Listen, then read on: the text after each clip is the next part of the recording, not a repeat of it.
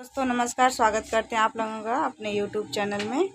और दोस्तों मैं फिर से एक गीत लेके आई हूँ, बहुत अच्छा आप लोगों के लिए गाना लेके आई हूँ। गाना अच्छा लगेगा तो आप लोग कमेंट करना और लाइक करना।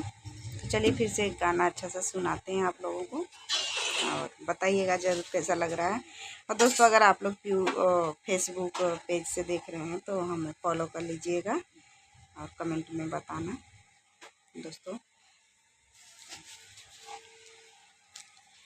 अरे फूलवा तोड़ा न गया ससुर के बगिया, फूलवा तोड़ा न गया ससुर के बगिया। मुरला हमके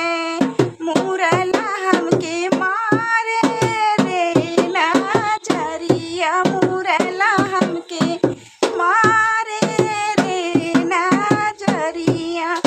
फूलवा तोड़ा न गया ससुर के बगिया, फूलवा तोड़ा न गया ससुर के बगिया। मुरला हमके मारे रे नजरिया, मुरला हमें मारे रे नजरिया।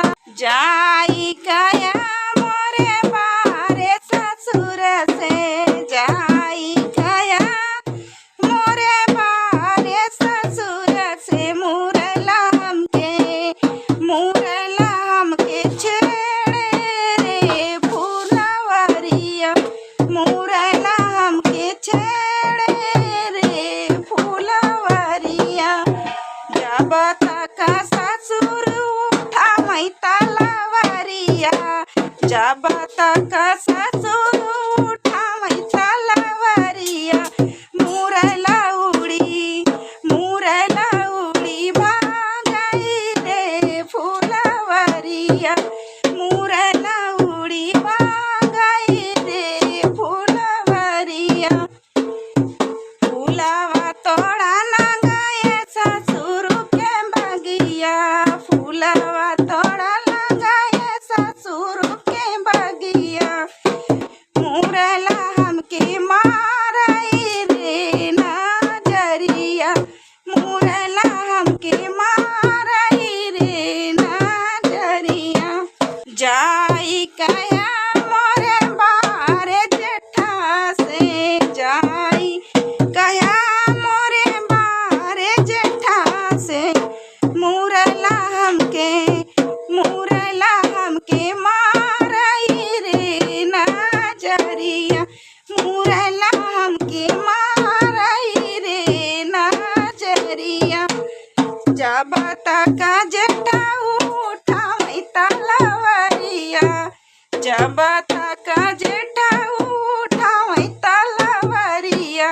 मुरला उड़ी भागई रे फूलवरिया, मुरला उड़ी भागई रे फूलवरिया, मुरला उड़ी भागई रे फूलवरिया।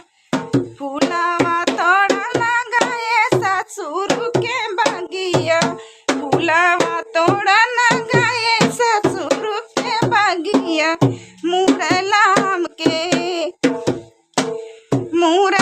हमके छेड़े रे फूलवरिया, मुरला हमके छेड़े रे फूलवरिया।